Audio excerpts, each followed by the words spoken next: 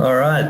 Thanks for joining, everyone. I'm your host, Kevin Allan, former MSP owner and founder and CTO of ProBacks. I'm joined by Veeam Global Technologist Product Strategy, Anthony Spiteri. Anthony, thanks for joining us today. Not a problem, Kevin. So this is a really interesting topic, and I think we'll have a great discussion today. So, Anthony, I'll let you start here. Can you give us an overview of Veeam's vision and what you and Veeam see as important for the future? Yeah, no worries, Kev. Thanks for letting me talk on this webinar. So, as we move forward, people need confidence in their digital lives, and I think it's very pertinent to talk about, our children and our kids and the younger generation at this point as an example of that. I know, for instance, my son, he's got a little iPad and he has a game, basically, for those that remember, is a bit like Civilization, but it's instead using Jurassic Park. And I remember a couple of weeks ago, he was so fixated on getting this character up and building it up. He'd spent hours and hours building this dinosaur up, putting his time and effort into it, probably more time than he should. And then what happened is he got an error message. Basically, the global worldwide servers for this online game broke down. And he was in a absolute panic about that. But what it really talked to me about is that the fact that in every aspect of what we do now, we really need confidence in this digital world that we live in. So obviously it's a bit of an abstract example there, but it's a good example of how kids today really want everything right now, and they expect data to be there and available at that point in time, okay? And when things go down, there are issues. So with that, we can say that, as we take the example of my child, we take it into example of our work lives, data enables the digital life. And, according to Forbes, as we look at this slide here, the digital economy, in the future by 2020 is going to be worth 1.36 trillion US dollars. Yeah, and that's not a small amount by any means, okay, in terms of even as a number, trillion, it's huge. And this growth requires that enterprises, businesses of all shapes really understand what that means when they're talking about digital life and what it demands. And what we're talking about really is this whole concept now that data is not just critical, but it's hypercritical. In everything that we do, whether we're doing a basic transaction on our iPhone, whether we're looking at Facebook, whether we're looking at our bank statement, whether we're looking to buy a house online, on our phone, on our computers, no matter where it is, we want this data to be available, and therefore it's hypercritical. And if we take that beyond our basic everyday tasks and roles that we do, if you look at businesses, the flow of data that goes through a business in a day is now incredible. And obviously that also extends to critical data like, companies creating intellectual property, companies that are generating financial records, people keeping personal information as well online. It's really hypercritical. And through this hypercriticality, we're talking about this growth of data now. So where else previously over the past 20, say 30 years, we had this structured world of data where we understood that data would be held inside a database. As we've evolved into the last sort of 5 years, unstructured data has become quite significant a player. And as we look at the applications, traditionally we talk about applications like MS Exchange, Office 365, SharePoint, and anything that's holding databases, rational systems that are going to be traditional line of business apps. But really, when we talk about the future and look at the hypergrowth of data, we're really talking about the Internet of Things. Internet of Things in itself, a bit of a hype word, but the reality is there. Again, your mobile phone generating data, that's an Internet of Thing device on many levels. But then you take that and look at other industries. The examples that you can see on the bottom right, we're talking about farming, we're talking about the automobile industry, things on your watch, gaming industry. As we look at smart cars and smart technology, so driverless vehicles, 10 years ago, even let's talk about it 5 years ago, cars weren't generating data at all. There might have been a small little onboard computer that was generating a little bit. We're talking about megabytes. With the rise of Tesla, these cars are sending telemetric data up to their servers at the rate of gigabytes per second. And that has to be stored somewhere. And that's very representative of a lot of the information that businesses use day to day. So that is to say that there is a hypergrowth of data happening today. And with the hypergrowth of data, obviously there becomes a hyper sprawl of data. And this is where Veeam sees us being a player, obviously, not just historically with availability, but where we're leading to. And if you have a look at this screen here, you can see examples of where data sits today in the modern world. We're talking about SaaS-based clouds, we're talking about private clouds and public clouds. So traditionally, the private cloud was where a lot of the data was stored. If you have a look at things like even on-premises locations where servers were stored, we're now looking obviously at privately hosted cloud infrastructure as a service. Dell, Hitachi, KV, all these people here are running clouds that people can store data on traditionally. If we look at SaaS-based applications, obviously we've had this now for, near on 10 years with the advent of Office 365, hosted Exchange.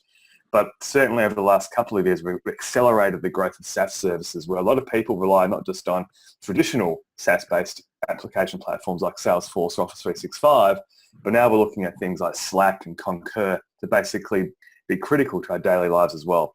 And then obviously the public cloud, it's been around for a while now, but obviously people are now looking more and more to put their data in the public cloud, the hyperscalers. But then again, we're not just talking about Azure, we're not just talking about AWS. Google's a player now, IBM Cloud is a player, and Alibaba Cloud. And the real key to this slide is to understand that customers today are going to have data across multiple locations. And that really leads to this hyper sprawl of data, which is obviously critical to manage as well. It's a good lead into what Kevin's going to talk about, because obviously the fact that data is everywhere means there's a lot more attack services for that data to be under attack and to be in danger. And certainly with the advent of ransomware and its growth over the last couple of years and its level of sophisticality increasing, it becomes more important to have at your disposal companies like ProBacks to protect your data. So with that, I'll hand over to Kev, but just also to say that ProBacks are doing some amazing stuff with our technology, and you're going to see a great example of what it is to take great technology like Veeam and have great partners like ProBacks take that technology and extend it even further to help you guys and the customers out there. So with that, I'm excited to see what you're talking about, Kev. That's great. Thanks, Anthony. So before we get stuck into today's topic, I just want to give a quick intro for those who don't know a great deal about ProBacks. So we're essentially a multi-tenant, multi-vendor platform as a service for MSPs and system integrators. We provide all things cloud backup and DR, so BAS, DRAS and AaaS to name a few. The others you can see listed here. So as you can see, Veeam is our primary partner for good reason. And in this slide, you can see exactly that with all the green tiles there.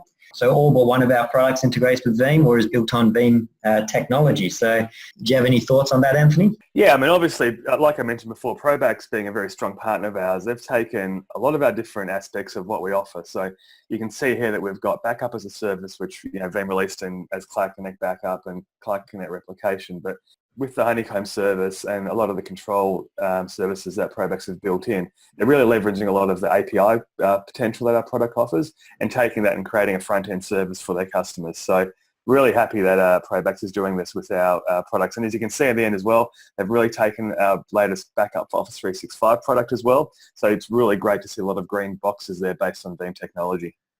Cool, thanks. So everyone loves some numbers and statistics, so here are a few of ours. So I founded ProBacks in 2007, so we have over 10 years of experience specialising in cloud, backup and disaster recovery solutions. We operate in 4 countries and have over 200 MSPs who resell our services. We are 100% channel, so any end user leads are passed directly onto our MSP partners. We manage over 5 petabytes of compressed data across the 6 local and international data centres we're in. We've got an impressive NPS score, not as good as Veeam, who are sitting on 73, but we're well above the industry average.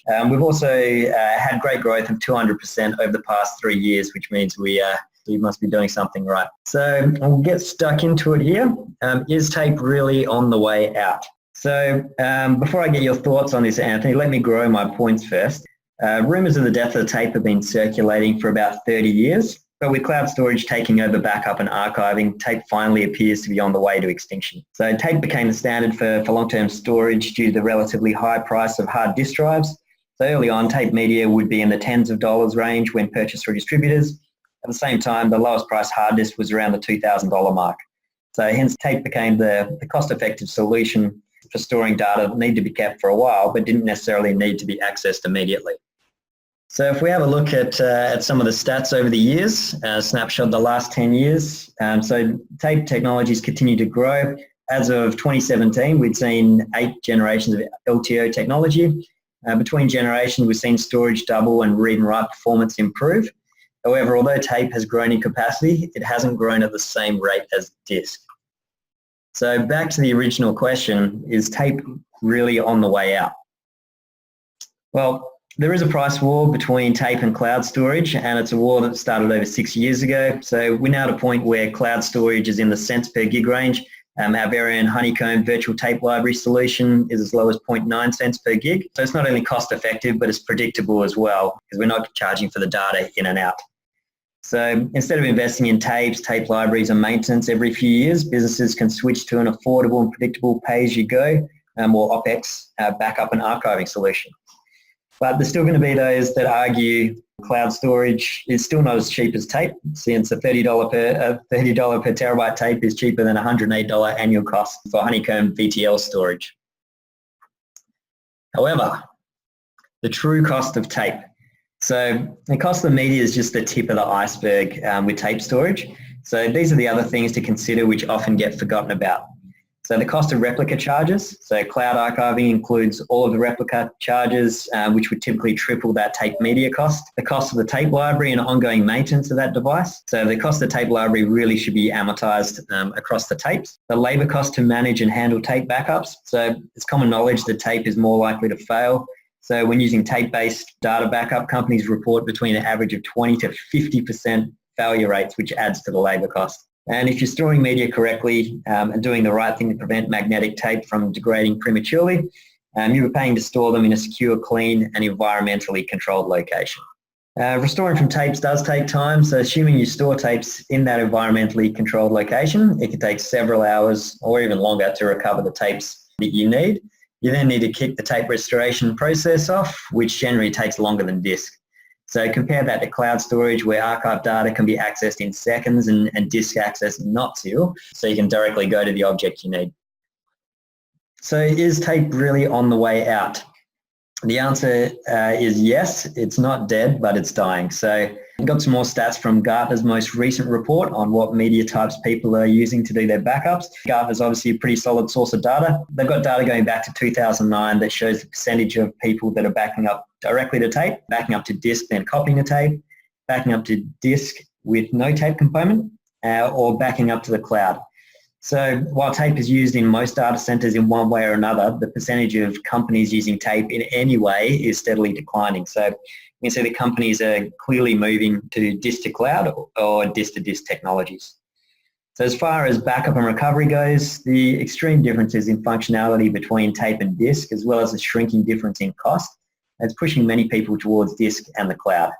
So there have been plenty of surveys done around the reasons why people are moving to cloud, and here are the results shown in this slide. So as MSPs and trusted advisors to your clients, it is important that you share this information with your clients so they can make an informed decision on the right long-term storage for their business. So what do you think about that, Anthony? Does that line up with what Veeam are seeing in the MSP space? Yeah, I think not only Veeam, but also me personally, I think if I think about, my IT career, I haven't touched tape for obviously the last couple of years working with Veeam, but previous to that, working in operations and architecture, probably since 2007 really was the last time that I touched tape. But I think interestingly enough, if you go back to that slide where it showed the evolution of tape technology over the last 10 years, I think that speaks quite a bit to the fact that, I haven't actually seen tape evolve. I don't think it evolved that much in 10 years. So 2007 was the last time that I actually used tape. So when you think about from then, it's gone from 800 gigs to 12 terabytes, raw capacity. That's quite mind-boggling. That said, disk technology is basically accelerating almost as quicker. And for me, disk technology and disk-based backup is always going to be more reliable, long-term. It's less hassle, like you saw, that tip of the iceberg in terms of what it actually means to run tapes. But also, if you think about just the time to restore, your RPOs and RTOs, that really gets impacted with tapes. So, yeah, I think cloud-based storage, tape backup storage, the Honeycomb technology is the way of the future. Tape is great, but I think disk is always going to be better as we are living now. Cool, thanks. I'll just get back to my slide here. Okay, so let's talk about why air-gap backups have become more important than ever. And to do that, we obviously need to talk about ransomware. So, ransomware has been around for many years, but the emergence of CryptoLocker in 2013 really did change everything. So F-Secure has stated in their 2017 cybersecurity report called CryptoLocker defined the business model and proved the opportunity. So as you can see from the graphic, the growth of ransomware has exploded and two things have emerged. One is that new forms of ransomware delete backups before encrypting files. And number two is ransomware as a service. So number one's pretty self-explanatory. If the ransomware can get access to backups, it's going to delete them. But what's ransomware as a service? So I'll give you a recent example here. So Satan is a new ransomware as a service. It was flagged on 17th of January by security researcher Xylitol. This service allows anyone to register an account for free and create their very own customized version of Satan ransomware in less than a minute. So a user can specify the ransom amount, how much it goes up after a certain amount of days, or the amount of days that the ransom payment should increase.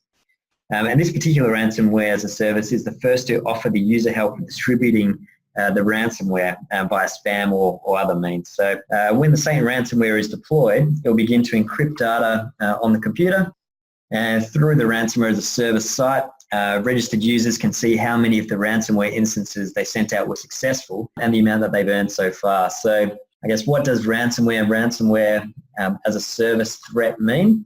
Well, two things literally. So one is that having cloud backups is no longer good enough.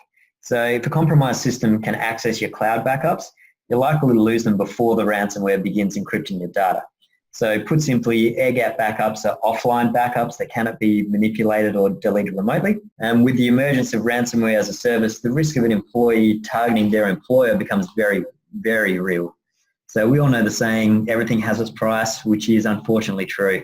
So even people with the highest moral standards sometimes cannot resist committing a crime when the reward is potentially so high or so badly needed. As Anthony, are you seeing more people use Veeam as protection against ransomware? Yeah, I think, ransomware has obviously been gathering steam and public understanding for a couple of years now. And the crypto locker sort of a couple of years ago really brought it to the fore. So it definitely is a question that we see having in the service provider end, a lot of providers like yourselves and other providers providing these services, especially replication of a service, are definitely talking about how that particular brand of offering can protect against ransomware. And then obviously looking at backup as a service offerings as well, which take longer term archives of your data and store them in an offsite location. That's obviously important too. But yeah, it's becoming a lot more prevalent, and definitely for the MSPs out there, their customers are definitely going to be asking about this more and more. And obviously the risk is real, as you saw with that graphic. It's just exploding. So it's no doubt going to be on everyone's minds, that's for sure. All right, so this is where our new Honeycomb virtual tape library, or Honeycomb VTL, comes in. So it provides our partners with two main benefits. So it provides a cost-effective and very predictable storage alternative that addresses the risks and inefficiencies of legacy tape backup, which I discussed earlier, and it provides that air-gap security, meaning that your backups can't be accidentally or maliciously deleted before the set expiry date. So as I mentioned previously, Honeycomb pricing starts at 0.9 cents per gig, and unlike other solutions in the market, we don't charge for any data transfer or retrieval fees. You just pay for the storage you use, and that's it. So it makes it very predictable, which has obviously been quite hard when you're trying to price up a solution. You want to make something as predictable as possible for you and your customer. So the other two things worth mentioning is that Honeycomb VTL is already available in all of our Australian DCs, with our other DCs to follow. And Honeycomb virtual tapes are created directly from your primary storage. So there's no extra data to transfer from your client. So I'm going to give you a quick run through on see how easy it is to use in just 2 steps.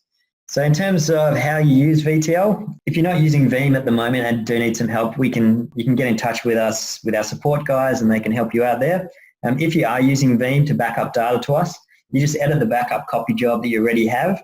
And on the target option, you just want to check the box to keep the following restore points. Any type of backups you want to keep in your virtual tape library, whether that be weekly, monthly, or whatever else, just put a number in the box. It actually doesn't matter what number you put in here as long as it's 1 or higher. That's because we're air gapping and we're going to use control to determine how many we'll keep. So step 2, very easy here. In control for any Veeam tabs you have, you'll already see the Honeycomb tab next to it. Just click the button to enable it. Now what will happen is anytime a GFS archive point is found by control, it will automatically be moved into Honeycomb.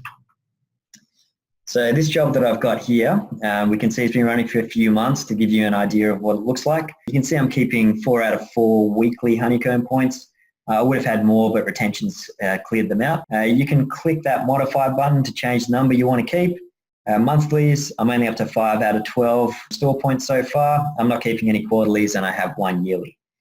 So as I mentioned, these will be totally invisible from your client's local Veeam, so there's no fear of someone locally deleting cloud archive points. So let's say I want to now view one of these Honeycomb restore points. So we can see here we've got the restore point date, so that's the date this backup was created, as well as the minimum expiry date. So when a Honeycomb archive point is created, it's always created with a minimum expiry date.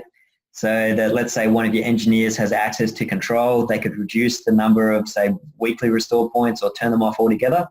But this restore point has already been created and is not going to expire until the minimum expiry date. So if we need to restore from an archive point, we just click the big green button and it will copy this into high performance where it can be read by the client's Veeam, or alternatively, we can prepare an external hard drive for you. So this doesn't move the data, but it makes a copy, so you still have the restore point locked away until it expires. And that actually brings us to the end of the webinar. So if you're interested in learning more about ProBacks or even trialing our services, you can find our contact details on our website or create yourself a 7-day trial up the top right here, like you can see. Anthony, thanks very much for your time today. I really appreciate your input and insights. I've got our details up here. That's okay, Kevin. Look, it's a great technology and look forward to seeing more developments with it. Thank you very much, guys. Thanks again, Anthony.